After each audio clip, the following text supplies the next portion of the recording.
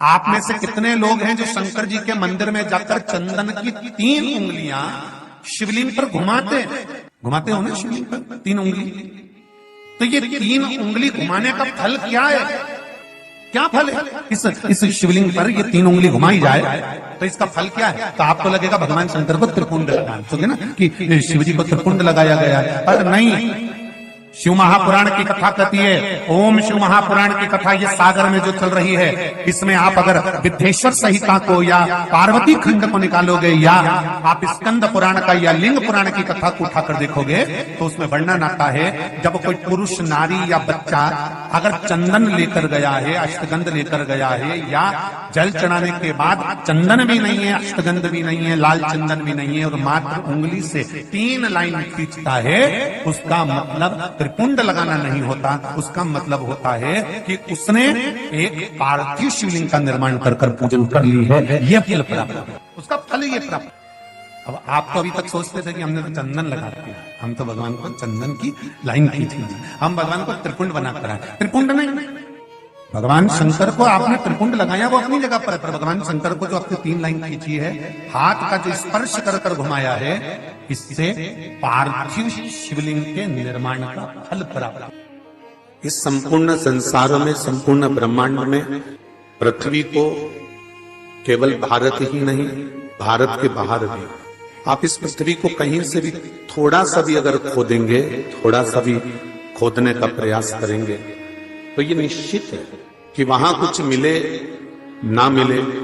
पर यदि पूरे जितने भी राष्ट्र हैं, जितने भी देश हैं, इन संपूर्ण ब्रह्मांड की पृथ्वी को अगर खोदेंगे तो कुछ निकले ना निकले, पर मेरा महादेव, मेरा शंकर जरूर निकलता है, ये निश्चित है, वो मिलेगा ही। तेरी कृपा बिना ना हिले एक भी लेते हैं श्वास, तेरी कृपा से तनु तनु। हे गंगाधार मुक्ति द्वार ओमकार तू, बोले ओमकार तू।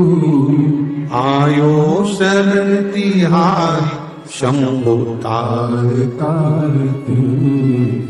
बखान क्या करूं मैं रातों के गा, चपटी बबूत में खजाना कुएं का। उसका मात्र मंत्र जाप, उसका मात्र नाम जाप हमारे जीवन को सुख प्रदान कर देता, हमारे जीवन को आनंद की अनुभूति करा देता। आस्था चैनल के माध्यम से, फेसबुक यूट्यूब के माध्यम से जितने भी श्रोता भाई बहन इस पावन कथा को, तर्पण शिव महापुराण की कथा को सुन रहे हैं और जिस जीव के निमित्तार्थ सुन रहे हो उसका स्मरण कर आप इस कथा को अवश्य श्रवण करें और यह विश्वास मानकर करें कि हम जो अधोगति में चले गए हैं, कहीं कोरोना महामारी में, कहीं अधोगति में, कहीं किसी रूप में जिसके प्राण चले गए हैं, वो जीव का हम कल्याण, संपूर्ण विश्व के कल्याण है। अगर शिव कथा करे, बहुत छोटा सा मनुष्य का देह है, बहुत छोटा सा मानव का शरीर, और उस मानव के शरीर में से भी आधे से आधा समय तो हम किसी ना किसी की निंदा में निकाल दें। थोड़ा बहुत समय मिलता है तो हम कहीं उसको व्यर्थ में गंवा देते हैं। और शिव महापुराण की कथा कहती है, अगर हमने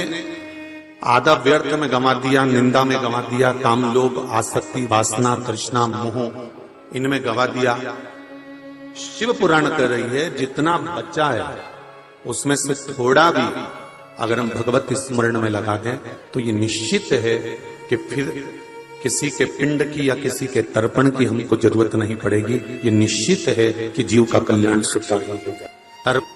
तर्पण शिव महापुराण की कथा से एक चीज सीखना है हमको, कितना भी अच्छा तैरने वाला हो और उसको तैरना आता ही है, बहुत अच्छा तैरना आता है उसको, और उसके बराबर दुनिया में कोई तैर भी नहीं सकता, और उसको ले जाके महासागर में छोड़ दो। जब उसको ले जाकर हम महासागर में छोड़ते हैं, महासागर में ले जाकर जब छोड़ दिया जाता है, तब उसको निकलने का कोई स्थान नहीं होता। अब उससे कहा जाए कि इस महासागर से बाहर निकलना है, चारों तरफ उसके जल ही जल है और वो महासागर में फंसा हुआ है, उसको निकलना, कितना बड़ा भी तैराक क्यों ना हो, कितना बड़ा भी वो गोताखोर क्यों ना हो, कितना बड़ा भी वो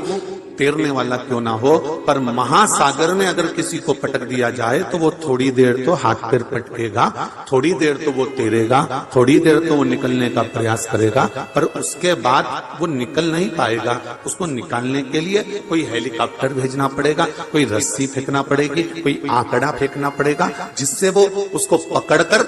महासागर से बाहर उतर सकता है। जैसे महासागर में फंसा हुआ व्यक्ति कितना भी अच्छा तैराक क्यों ना हो, अच्छा गोताखोर क्यों ना हो, पर वो महासागर को पार नहीं कर सकता, उसी तरह संसार सागर में आने के बाद तुम कितने बड़े भी विद्वान क्यों ना हो, कितने बड़े भी धनी क्यों ना हो, कितने बड़े भी पैसे वाले क्यों ना हो, और कितने बड़े भी विद्वान से विद्वान क्यों ना हो, जब तक परमात्मा का हेलीकॉप्टर नहीं आता, ज्ञान रूपी परमात्मा का जब हेलीकॉप्टर आता है और भक्ति की डोरी बांध कर ले जाता है, तब जाकर हम निकल पाते हैं। हमारा निकलना सरल नहीं है इस भव सागर से, संसार सागर से। मैंने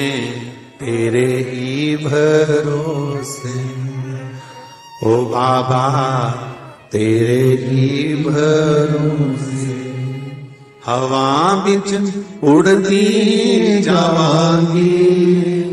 बाबा डोर हथों छड़ीना में कटी जावांगी, भोले मैं तेरी भक्ति, शंभो मैं तेरी भक्ति। भगवान शिव की कथा कर, आप संसार में कितना भी अच्छा, कितना भी ज्ञान प्राप्त कर लो, कितना भी धन प्राप्त कर लो, कितना भी वैभव प्राप्त कर लो, कितनी भी सत्ता प्राप्त कर लो, कितना भी आनंद आप प्राप्त कर लो, पर शिव महापुराण की कथा कहती है जब तक आप शंकर के चरणारविंद की भक्ति प्राप्त नहीं करते तब तक इस भव सागर से तर नहीं सकते। ये निश्चित है, इसे करने का तरीका ही शिव कथा। सारी समस्या का हल, जरा जम के तो बोलो, एक लोटा जल, केवल एक, अधिक भी नहीं चाहिए। सबसे सरल देव है देवादिदेव महादेव, बहुत सरल। घर में से निकलने का एक रास्ता होता है, उसका कारण यह होता है कि आसपास के सारे खिड़की दरवाजे बंद कर दिए जाते हैं, जिससे कोई चोर, कोई गलत व्यक्ति अंदर प्रवेश ना कर। आप फ्लैट में रह रहे हैं, मकान में रह रहे हैं, बंगले में रह रहे हैं, चाहे आप कॉलोनी में रहो, कॉलोनी से निकलने का भी एक रास्ता रखा जाएगा, बाकी के सारे रास्ते बंद कर दिए जाएंगे। घर में भी बहुत रास्ते बनते हैं, पर सारे रास्ते बंद कर एक रास्ता चालू रहता है कि इस रास्ते पर जाओगे तो बाहर निकल जाओ, एक रास्ता। उसी तरह घर से निकलने का एक रास्ता है, कॉलोनी से निकलने का एक रास्ता है, बंगले से निकलने का एक रास्ता है, मकान में से निकलने का एक रास्ता है।